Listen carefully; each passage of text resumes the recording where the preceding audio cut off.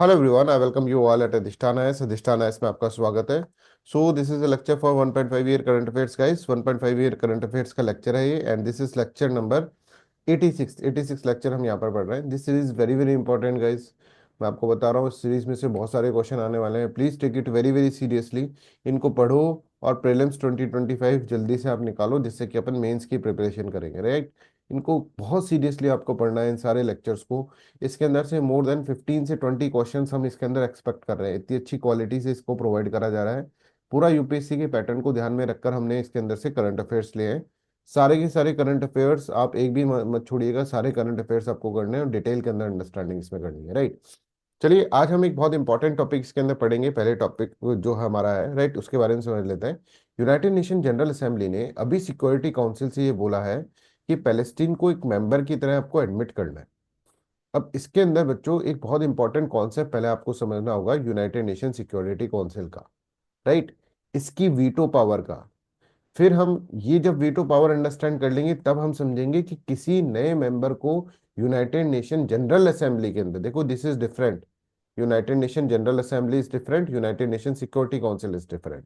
तो United nation General Assembly में किसी मेंबर्स को अगर हम क्या करेंगे, इसके अंदर एनरोल करवाना है किसी मेंबर को, राइट, किसी मेंबर को इसके अंदर एडमिट करवाना है, तो यूनाइटेड नेशन सिक्योरिटी काउंसिल की हेल्प लेनी पड़ती है, ठीक है। ये जो होती है that is very very important body in the United Nations. ये भी यूनाइटेड नेशन की बॉडी है, ये भी यूनाइटेड नेशन की बॉडी है, but this is the body which has teeth to bite, मतलब इसके अंदर पावर पावर है। ओनली बॉडी जिसके अंदर टीथ टू बाइट है, राइट। तो यूनाइटेड नेशन जनरल असेंबली जो है, उसने कहा है यूनाइटेड नेशन सिक्योरिटी काउंसिल से कि पैलेस्टीन को एक मेंबर की तरह में एडमिट करना चाहिए, ठीक है। देखो, यूनाइटेड नेशन जनरल असेंबली जो है, इसके अंदर 193 मेंबर्स आर देयर। वर्ल्ड के अंदर अगर हम देखेंगे तो 195 मेंबर्स आर देयर, है ना। तो इसके अंदर दो मेंबर कौन कौन से नहीं है, इसके अंदर तो पैलेस्टीन को इन्होंने मेंबर नहीं माना है अभी तक। Palestine is observer state.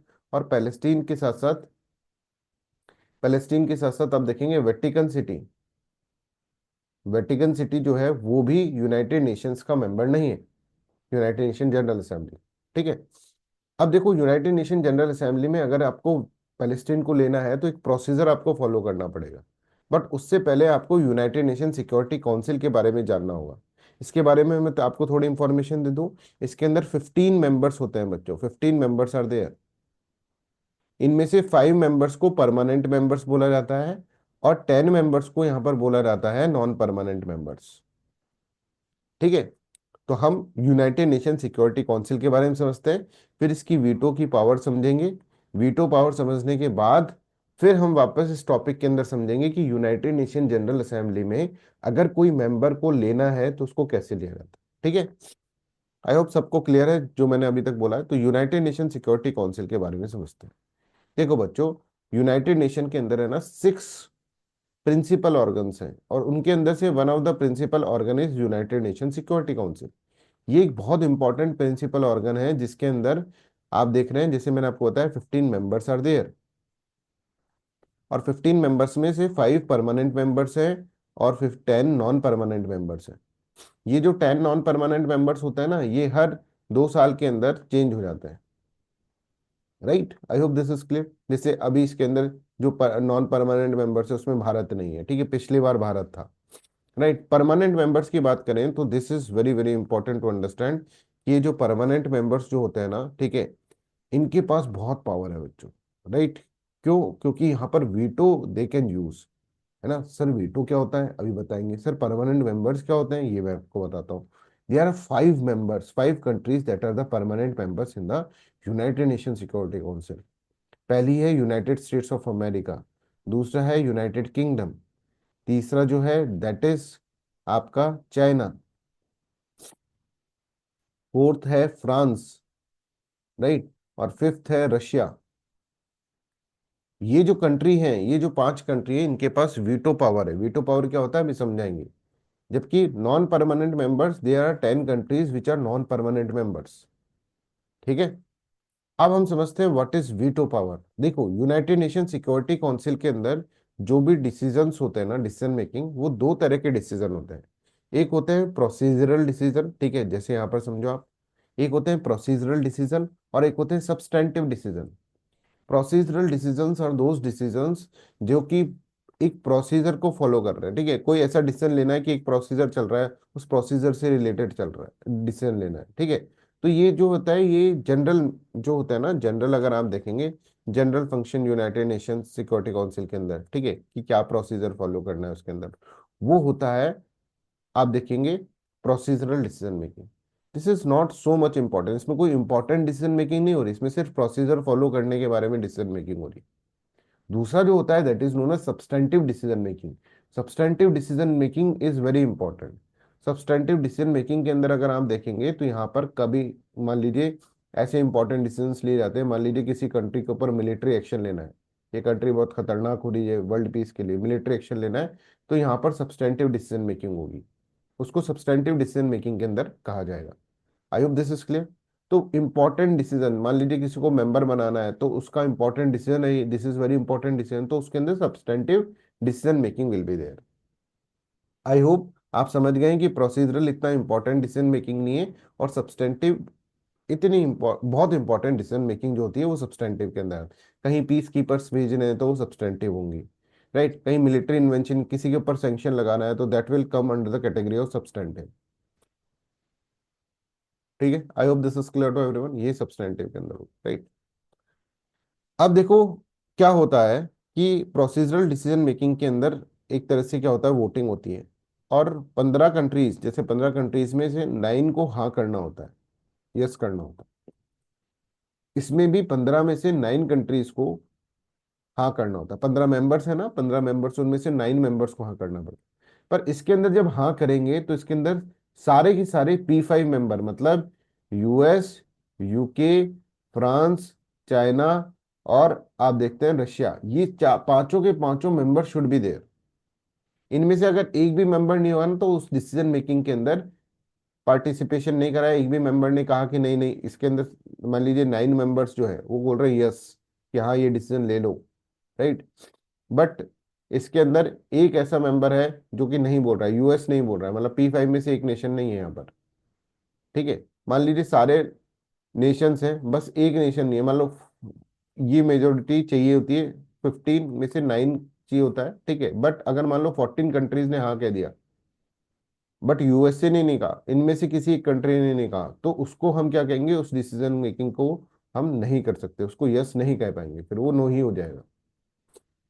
तो I hope this is clear to everyone. Veto power का मतलब क्या है, P5 नेशंस होने ही होने चाहिए। सब्सटेंटिव डिसीजन मेकिंग जब भी होती है तो यहाँ पर वीटो पावर का यूज होता है और P5 नेशंस होने ही होने चाहिए, चाहे नॉन परमानेंट मेंबर्स कितने भी हो जाएं, दैट डजेंट मैटर, पर P5 सारे के सारे मेंबर्स होने चाहिए, तब जाकर वो डिसीजन मेकिंग होगी। क्लियर। जैसे मान लीजिए कोई पाकिस्तान का टेररिस्ट है, उसको सैंक्शन करना है, सैंक्शनिंग उसके ऊपर करनी है, तो टेररिस्ट के ऊपर सैंक्शनिंग करने के वक्त हमें ये सारे नेशन जो है ना, P5 नेशंस, इनकी मंजूरी चाहिए होगी, प्लस 4 नॉन परमानेंट मेंबर चाहिए होंगे। तो P5 मेंबर्स की मंजूरी चाहिए होगी, मतलब इसके अंदर यूएस आ रहा है, यूके आ रहा है, चाइना आ रहा है, फ्रांस आ रहा है, ठीक है, और रशिया आ रहा है। तो चाइना हमेशा क्या कर देता है, चाइना हमेशा मना कर देता है। तो चाइना अपनी वीटो को यूज करके हमेशा मना कर देता है, और इस तरह से हम पाकिस्तान के टेररिस्ट को हम क्या करते हैं, एक तरह से आप देख रहे हैं कि हम उसको सैंक्शन नहीं, उसके खिलाफ जो है सैंक्शंस नहीं लगा पाते, ठीक है। I hope this is clear to everyone, यहाँ तक सबको क्लियर है what is this all about. तो यहाँ पर देखिए प्रोसीजरल डिसीजन मेकिंग के अंदर भी 9 आउट ऑफ 15 मेंबर्स चाहिए, इसके अंदर सब्सटेंटिव डिसीजन मेकिंग के अंदर भी 9 आउट ऑफ 15 मेंबर्स चाहिए, ठीक है।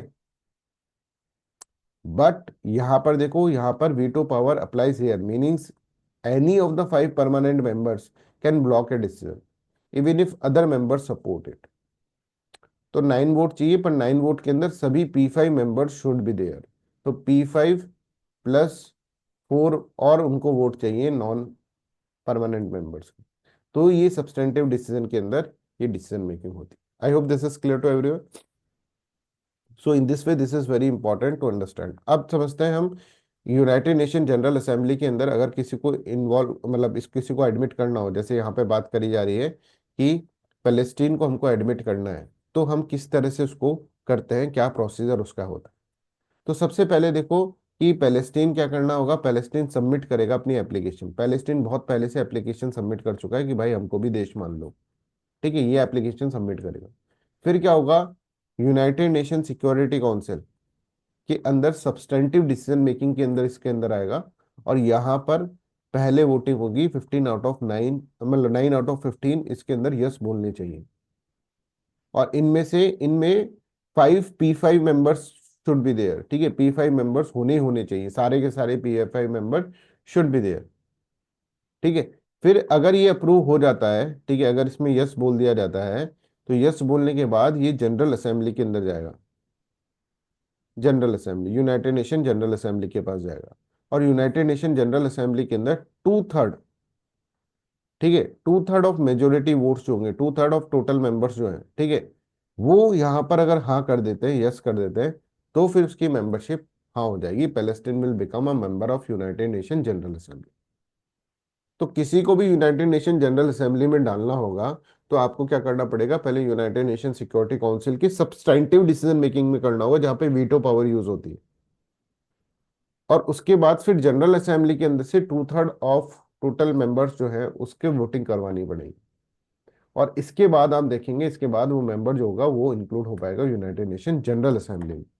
I hope this is clear to everyone, यहाँ तक आपको सबको समझ में आ रहा है।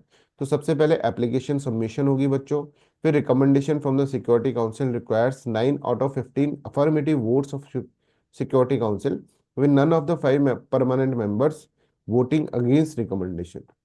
जनरल असेंबली अप्रूवल अगर हम देखेंगे, 2/3 majority votes needed if recommended by the United Nations Security Council.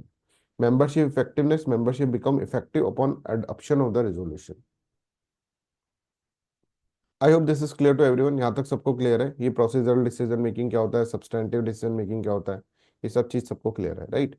चलो, नेक्स्ट जो अपना टॉपिक है that is child nutrition report 2024। Child nutrition report एक ऐसी रिपोर्ट है, ठीक है, जिसके अंदर चिल्ड्रन से रिलेटेड चीजें बताई जाती है, बिकॉज आपको कैसे नाम से भी पता चल रहा होगा कि उनका एक तरह से चिल्ड्रंस के अंदर फूड पॉवर्टी एक कॉन्सेप्ट है, वो इसके अंदर बताया जाता है। फूड पॉवर्टी, फूड पॉवर्टी क्या होता है अभी मैं आपको बताऊंगा, राइट। फूड पॉवर्टी भाई किस कंट्री में कितनी है फूड पॉवर्टी, वो देखा जाता है। कितना इनइक्विटीज है चिल्ड्रंस के बीच में, ठीक है ना। कुछ चिल्ड्रंस तो बहुत अच्छा, पर कुछ चिल्ड्रंस बहुत खराब है, ठीक है, बहुत खराब मतलब कि बहुत खराब उनका स्टेटस है बेचारों का, राइट। इस तरह से यहाँ पर देखा जाता है।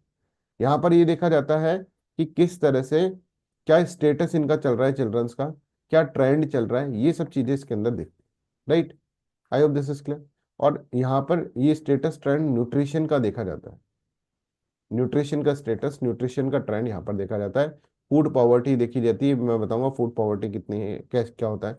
इनइक्विटीज मतलब कि कुछ बच्चों को तो अच्छा खाना मिल रहा है, कुछ बच्चों को कम अच्छा खाना मिल रहा है, वो सब चीजें इसके अंदर देखी जाती है, राइट।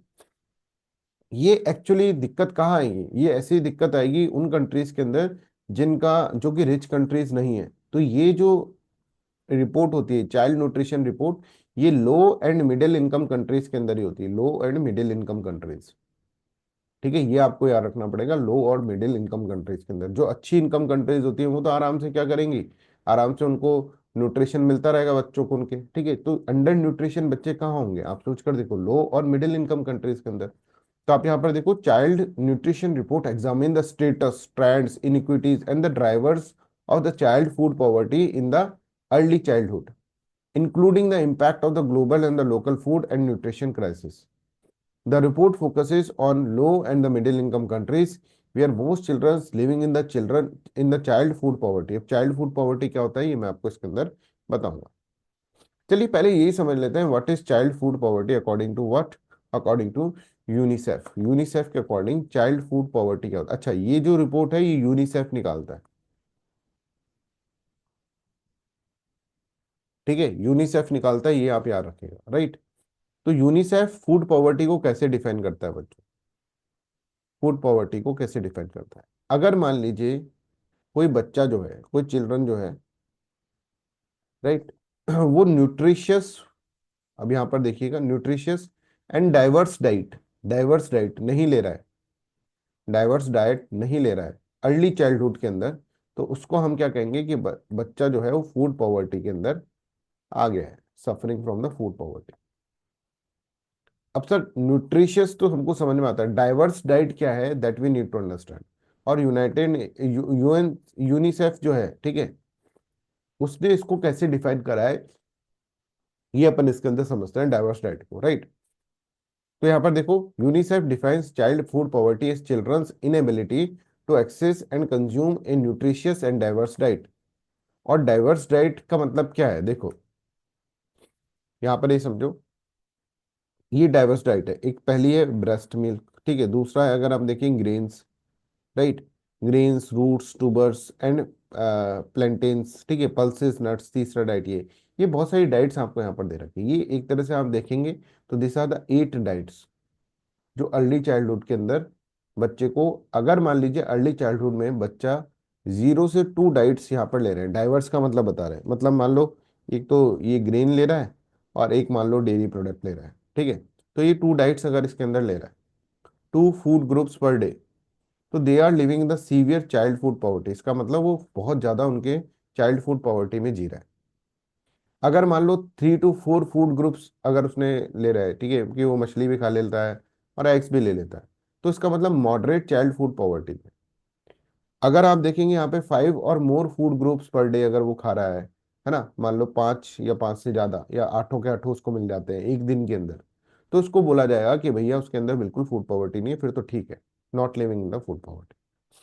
तो कोई बच्चा फूड पॉवर्टी में रह रहा है, इसका मतलब क्या होगा, इसका मतलब ये है कि भाई वो इनमें से कोई दो ही चीज खा रहा है, इनमें से एक दिन के अंदर कोई दो ही चीज, या तो ब्रेस्ट मिल्क या फिर पल्सेस, तो उसको फूड पॉवर्टी के अंदर वो है।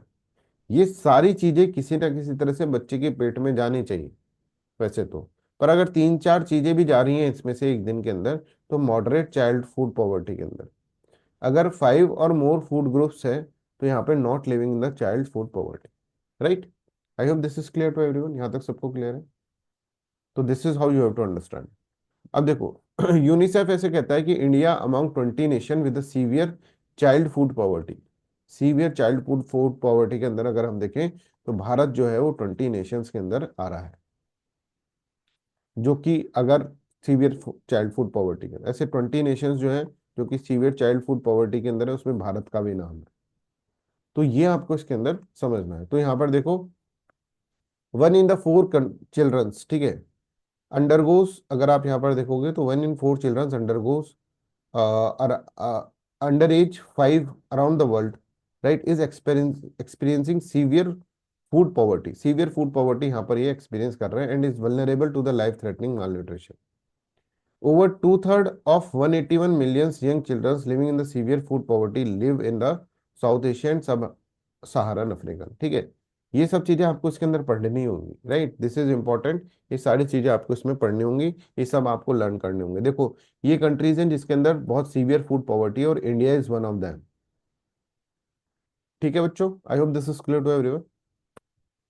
चलो, अब हम एक कन्फ्लिक्टेड जोन पढ़ रहे हैं। आपने सुना होगा नागोर्नो काराबाग, ठीक है, अगर ये वर्ड आपको आपने नहीं सुना, तो मतलब आप प्रिपरेशन में थोड़े से पीछे हैं, ठीक है, क्योंकि बहुत दिनों से ये युद्ध चल रहा है, ठीक है ना, नागरानो काराबाग को लेकर, राइट। सबसे पहले तो आपसे ये पूछ सकते हैं, नागरानो काराबाग एक कन्फ्लिक्टेड जोन है किस किस कंट्रीज के बीच में।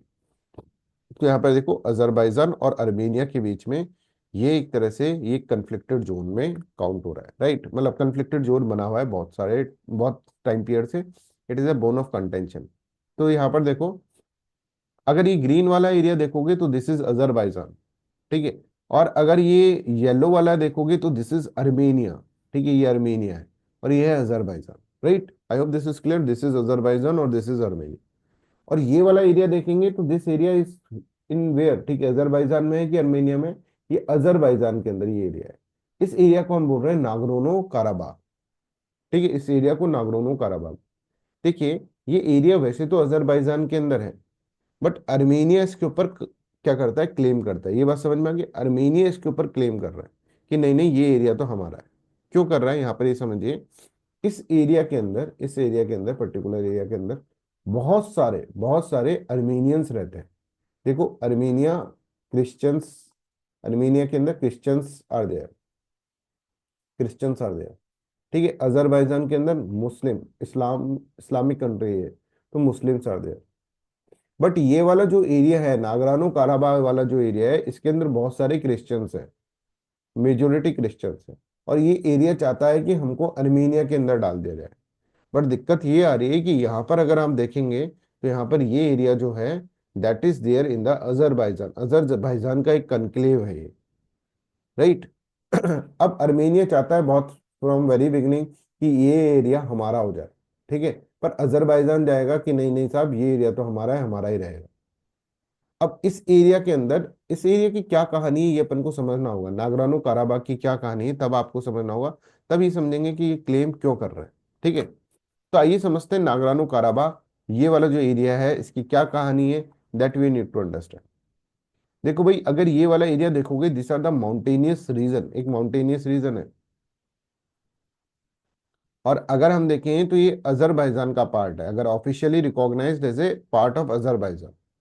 बट इसके अंदर अगर आप देखेंगे तो बहुत सारी पॉपुलेशन जो है, that is related with the Armenia, वो अपने आप को रिलेट करती है अर्मेनिया से। उनके कल्चरल, सोशल, हिस्टोरिकल टाइज हैं किसके साथ, अर्मेनिया के साथ। तो यहाँ के लोग जो हैं वो अर्मेनिया के साथ उनका अच्छा रिलेशन है, ठीक है। बट ये है अजरबैजान के अंदर ही कनक्लेव।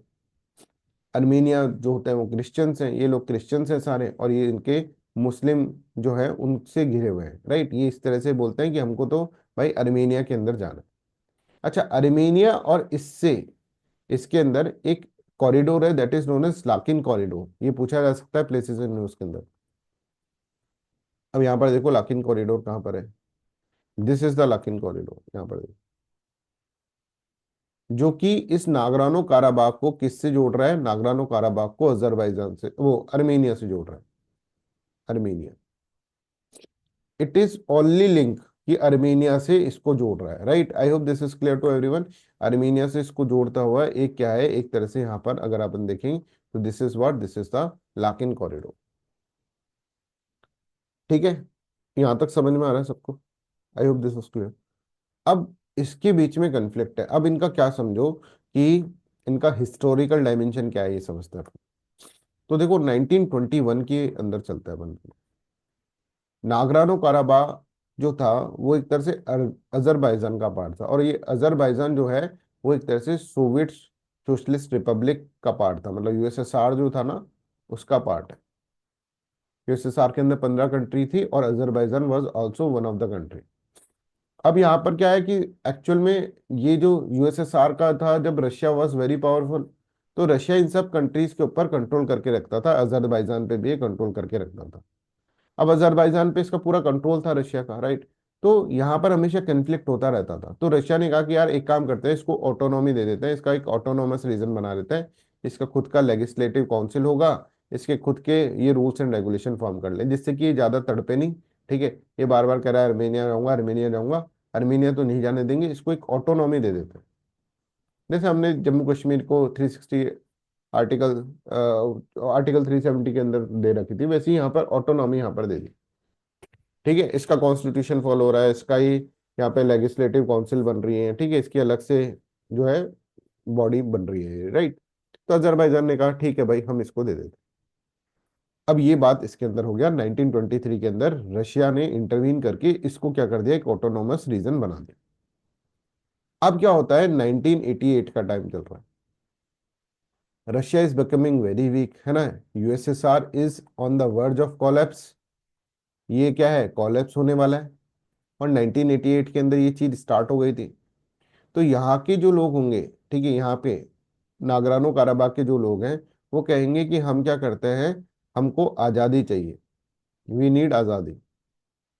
आज़ादी मतलब ये एक अपनी लेजिस्लेशन पास कर देंगे कि हमको आज़ाद होना है। और जब ये लेजिस्लेशन पास कर देंगे तो अजरबैजान सोचेगा कि यार अब तो गड़बड़ होगा, ठीक है। तो अजरबैजान इनके ऊपर ऐसे कहेगा कि नहीं नहीं, तुमसे वो ऑटोनॉमी हम छीन रहे हैं। जैसे हमने 370 आर्टिकल हटाया ना, वैसे ही अजरबैजान कह रहा है कि भाई हम यहाँ पर नागरानो काराबाग, अच्छा हम सिर्फ आपको समझाने के लिए बता रहे हैं, that is not exactly the same चीज। उसके अंदर सेम चीज नहीं है, दैट इज कम्प्लीटली डिफरेंट, ठीक है। मतलब जो कश्मीर के अंदर है 370 article, that is completely difference. बस एक तुमको एनोलॉजी क्रिएट करके समझाने की कोशिश कर रहे हैं, राइट। तो यहाँ तक समझ में आ रहा है। अब देखो ये अजरबैजान जो है ना, that is what, that is saying that कि ये जो है, ये जो एरिया है नागरानो काराबाग, ये एरिया जो है, ये एरिया एक तरह से हमारा है। तो इसने क्या करा, इसके ऊपर एक तरह से कंट्रोल करने की कोशिश करी। ठीक है। अब क्या होता है कि उस वक्त बहुत ज्यादा लड़ाई भी हुई थी, राइट, है ना, और बहुत सारे लोग भी यहाँ पर मरे थे, राइट, बहुत सारे लड़ाई हुई थी और बहुत सारे लोग यहाँ पर उनकी डेथ हुई थी, राइट। फिर अजरबैजान ने इसको अपने कंट्रोल के अंदर ले लिया, राइट। अब क्या होता है 2020 के अंदर अर्मीनिया के वापस से अरमान जगेंगे और अर्मीनिया और इनके बीच में लड़ाई हो जाएगी, अजरबैजान के बीच, इन दोनों के बीच में लड़ाई हो जाएगी इस एरिया को लेकर। अर्मीनिया कहेगी ये एरिया हमारा है। अजरबैजान क्या होगा, इसके ऊपर एक तरह से कंट्रोल करने की कोशिश करेगा, ठीक है। पर ये लड़ाई बहुत ज्यादा इंटेंस हो जाएगी। इंटेंस होगी तो again Russia will intervene. Russia इसके अंदर एक तरह से, यहाँ पे लाकिन कॉरिडोर है, वहां पे लाकिन कॉरिडोर के ऊपर अपने पीस कीपर्स भेज देगा कि भाई ज्यादा लड़ाई वड़ाई नहीं होनी चाहिए। और इसका अजरबैजान का ये कहना था कि हमारा जो अर्मीनिया है ना, वो लाकिन कॉरिडोर के अंदर से टेररिस्ट भेजता है यहाँ पर, ठीक है। तो यहाँ पर पूरा का पूरा एक तरह से लाकिन कॉरिडोर को रशिया ले लेगा, राइट। बट अजरबैजान जो है वो क्या है, उसको मजा आ गया था अजरबैजान को कि ये एरिया जो है उसके ऊपर पूरा कंट्रोल अपना हो गया था, राइट। प्लस इसको मजा भी आया था, ये ऑलमोस्ट वार जीत गया था। तो वो ये इस एरिया को के ऊपर पूरा का पूरा कंट्रोल अपना चाहता था, right. I hope this is clear. फिर देखो अजरबैजान ने क्या करा, इस पूरे एरिया के ऊपर, इस पूरे एरिया को अपने कंट्रोल में ले लिया अजरबैजान ने। कैसे ले लिया इस पूरे एरिया को अपने कंट्रोल में, ये कह के कि यहाँ पे बहुत सारे टेररिस्ट जो है ना वो यहाँ पर आ रहे हैं, right. Anti terrorist offensive in Nagorno Karabakh and claimed to have regained full control over the region. इसके ऊपर पूरा का पूरा कंट्रोल यहाँ पे अजरबैजान ने ले लिया, राइट। अब दिसंबर 2022 में इसने लाकिन कॉरिडोर को भी बंद कर दिया था। अब लाकिन कॉरिडोर बंद होने का मतलब क्या है, ये पूरा का पूरा इसने अपने आप इसको घेर लिया एक तरह से। और यहाँ पर एक तरह से ना गुड्स एंड सर्विसेज जाने दे रहा था, कुछ नहीं जाने दे रहा था यहाँ पे। तो ये लोग जो है भूख से तड़प तड़प के तड़पने लग गया और ह्यूमैनिटेरियन क्राइसिस यहाँ पर आने लग गया, right. I hope this is clear to everyone, यहाँ तक सब कुछ है, राइट। तो as of March 2025 Nagorno Karabakh region is under the full control of Azerbaijan. Azerbaijan के फुल कंट्रोल के अंदर ये, ठीक है। तो ये मैं आपको एक बार पूरा का पूरा इसको पढ़ के बता देता हूँ जो भी मैंने आपको अभी तक बताया। Nagorno Karabakh is mountainous region officially recognised as a part of Azerbaijan, but its 1.2 lakh population जो है that is related with the, that relates themself with the Armenia, having close cultural, social, historical ties with Armenia. Basically, Nagorno-Karabakh is an ethnic Armenian enclave in the Azerbaijan. The Armenians are the Christians while the Azeris are the Muslims. Conclave जो है वो एक तरह से link है किससे, Armenia से, through the Lachin corridor से लिंक है। Lachin corridor is a mountain road that links Armenia and the Nagorno-Karabakh. Being the only road between these two territories, it is considered a humanitarian corridor of the life or the lifeline to the Armenian population of the Nagorno-Karabakh. 1921 Nagorno-Karabakh was part of the Azerbaijan SSR. 1923 के अंदर अगर हम देखेंगे Nagorno काराबाग autonomous oblast ने बना दिया था, right. 1923 के अंदर यूएसएसआर ने, राइट। फिर इसके बाद अगर हम देखें सोवियत यूनियन के ने का कोलैप्स हुआ था 1988 के अंदर, और रीजनल लेजिस्लेचर ने कहा था कि हम तो इंडिपेंडेंट हो रहे हैं, ठीक है। फिर 16 ईयर लेटर वापस से लड़ाई स्टार्ट हो गई, ठीक है। और Azerbaijan manage to wrest control on the territory around the Nagorno Karabakh, पूरा एरिया पे अपना कंट्रोल बना लिया उसने। और Russia again brokered the deal and provided peacekeeping along the Lachin corridor, ठीक है। बट इसके बाद भी आप देखेंगे अजरबैजान जो हैगा वो पीस टॉक्स पे था ही नहीं, उसने कहा पूरा एरिया मेरा ही है भाई, पीस टॉक क्या करनी है इसके ऊपर। और दिसंबर 2022 के अंदर लाकिन कॉरिडोर वाज ब्लॉकेड, उसके अंदर ब्लॉकेड हुआ तो वहां पे ह्यूमैनिटेरियन क्राइसिस आया, राइट। तो I hope this is clear to everyone, यहाँ तक आपको समझ में आ रहा है। तो this is all about today's class. Thank you so much for listening me so kindly and please share this video widely, ज़्यादा से ज़्यादा शेयर करो इस वीडियो को। Thank you so much, bye bye, take care.